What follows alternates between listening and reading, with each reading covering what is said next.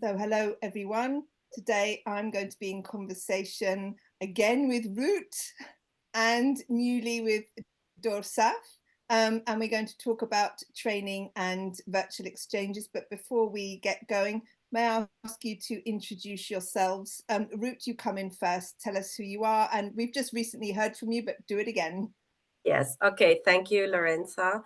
It's nice to be here again with you and with Dorsaf, of course. And I'm Rut Muñiz. I am a teacher or professor at the Catholic University of Valencia. Very much into virtual exchange lately, especially since I trained with UNICollaboration 5 years ago. And I've always been interested in intercultural communication, so that's why I'm very engaged with this. Okay, so I'm Dorsaf Ben Malek. I'm a teacher of English at the Virtual University of Tunis, and I'm also the coordinator of programs, of English programs and courses at the Virtual University of Tunis. And I'm also interested in intercultural communication. By the way, my PhD was on intercultural communication in teaching English, and I'm also a doctor in didactics of disciplines and pedagogy. Fantastic. Thank you for joining me today. Now, you both mentioned UNICollaboration training 5 years ago, and I believe this is where you guys met, and the relationship and partnership has been going since then for 5 years. So, Dorsaf, can you tell us a bit about the impact that the training had on your virtual exchange journey? And Rut, please come in when you feel like it. Dorsaf. Yeah. Actually, we began our first training, the basic one, in 2019, and then the advanced training in 2019, at the end of 2019 and 2020. And these two training sessions were very important for us because they introduced us to virtual exchange as a new concept for us. Actually, I'm a teacher of English at the Virtual University of Tunis, so I'm an e-tutor, a virtual tutor, but it was a new concept for me. It was also a new concept for Ruth too. So in the basic training, we're introduced to the concept, and then in the advanced training, we had the opportunity to be empowered with the right tools to design and implement the virtual exchange. It was a great experience, a 1 month experience.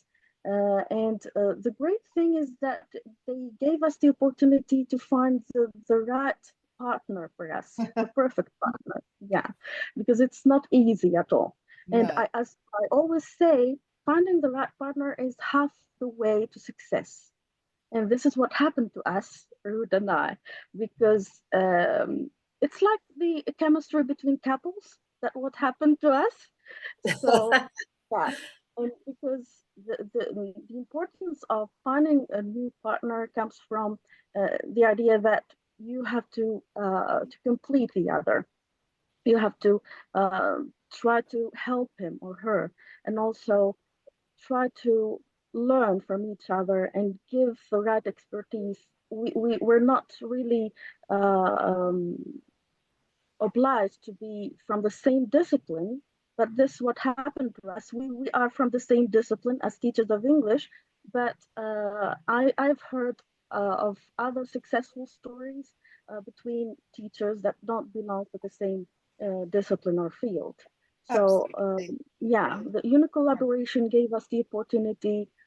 There were 300 educators and more than them in administrative staff, and we all learned great things from this training, and it paved the way for us for our collaboration that now lived. I think where we this is our 5th year together, Ruth and Yes. I, and Come in, Ruth. Can you pick up we're on? still virtual friends. We have Yes. never met physically. Like, yeah, we would like to.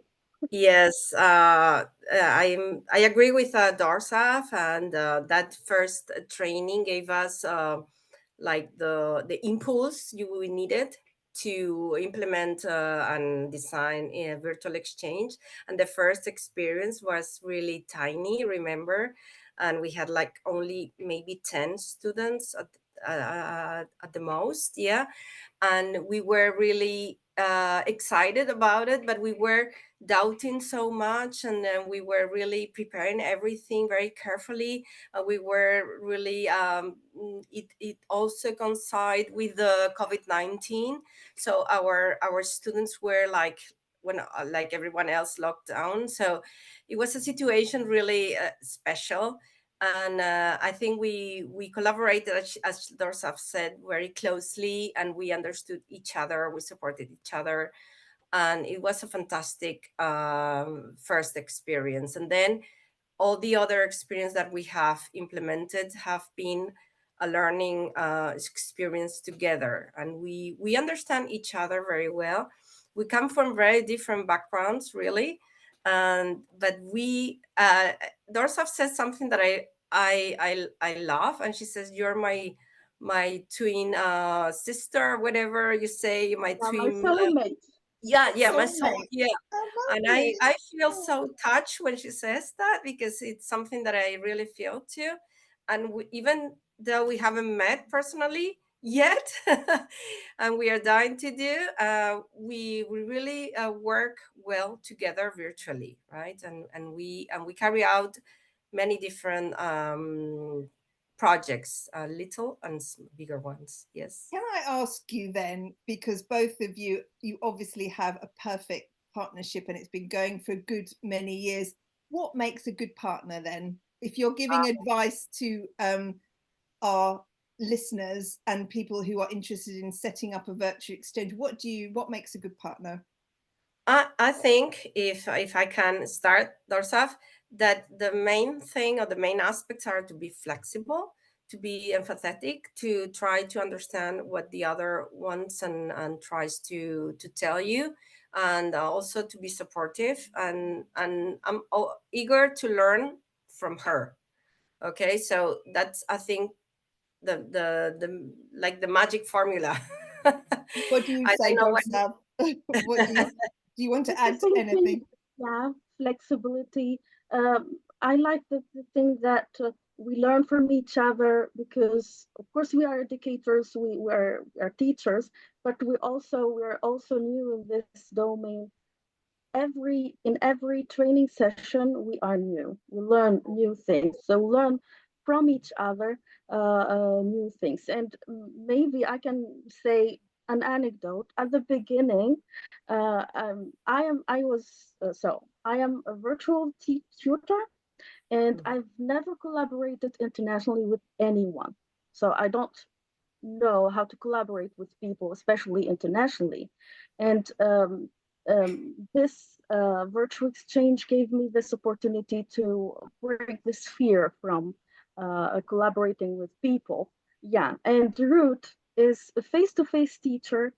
She learned from me how to teach online, all the tools, the virtual in the virtual space. So we complete each other in that way. Yes, that's Yeah. correct. So can I ask, over the 5 years you're still working together, so what are you doing now then? What does your virtual exchange look like nowadays?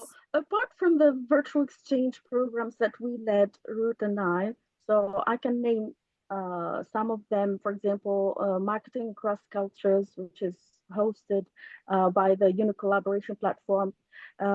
It's dedicated to business students, but my students are IT students, so it's not a problem that students belong to different disciplines in a virtual exchange. And it was a great experience as a first experience. And then we decided to engage more students from different disciplines and fields. So we designed another course, which is Think Local, Work Global, and Virtual Teams. And we involved students from the UVT, the Virtual University of Tunis, and the UCV, Valencia of Rut. And in the last session, we invited students from Slovenia, from two other universities, ISSBS in Celje in Slovenia and MNE also in Slovenia. So it was a bigger number of students, a huge number, but I think we were successful to manage all of the details. Yeah, the only thing I would add is that my students in that case weren't business English students. They weren't studying business administration. They were studying law.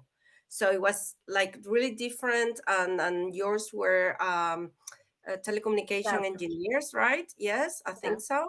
And the ones from Slovenia, they were studying business. So they were from different, very different areas of study.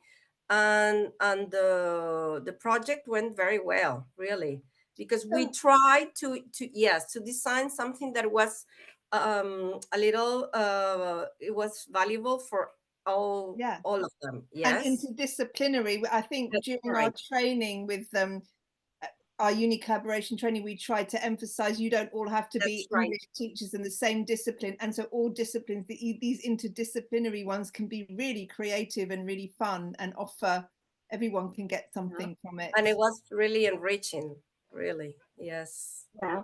And every time my students are monocultural, they're all Tunisians, and Rut students, they were multicultural. So um, this was an opportunity for all the students to experience intercultural communication. Exactly. Yes. Um, yeah, it was a perfect context for them. That's what it's Mhm. all about, intercultural communication. That's the whole That's point, right. isn't it, of doing a Yes. We- Yeah. So that's right. Dorsaf, you want to tell us a bit about the projects that you're involved in at the moment. So please tell us more. Yes, so I've been involved in a project that ended recently, which is Med2IH, Mediterranean towards internationalization at home. And we've been working on giving virtual exchange as an alternative for physical exchange, especially during COVID-19. Sure. And then we realized that we can adopt virtual exchange uh, um, as an approach in internationalization at home strategy for our institutions. And then now I'm involved in CoWeb, which is an international project with Erasmus Plus that is a capacity building project, and it involves universities from Western Balkan region. So maybe I can read the goals. Yeah, so it's adopting virtual collaborative learning as an innovative pedagogical approach in teaching and learning, with a focus on creating virtual and blended learning spaces and course content that will boost 21st century skills and competencies for students and address the low cross-border collaboration among these universities and students in the Western Balkan region. So it involves three universities from Europe, ISSBS from Slovenia, Technical University from Dresden, Germany, and Salento University in Italy, and seven Western Balkan universities led by Etoka University in Albania. And the most important thing here is that we are accompanying these universities into implementing their local, regional, and international virtual collaborative learning programs, which is somehow an evolution of our understanding of virtual exchange, because we can do virtual exchange through collaboration among the students, through giving them the right context or real life context and situations in order to be prepared for their careers. We also empower the e-tutors through training sessions, etc., to be able to implement these VCLs or virtual collaborative learning programs. Ruth, come in and tell us about, you have a future project. So tell us about that. Yeah. The thing is that starting with the virtual exchange that we did has led us to this situation now. So Laura, Angelini, and I, we applied for an European project, an Erasmus Plus, which involves Dorsaf University, another university in Tunisia, and university in Algeria, one in the US, one in Romania, and I think I'm not leaving anyone. The one in Ukraine too, I mentioned in the other interview. So we are waiting for an answer, and we hopefully get a positive answer. But we are really eager to collaborate and keep this partnership we are having, and implementing the simulation plus virtual exchange with our students and colleagues. It all happened because we started with UNICollaboration.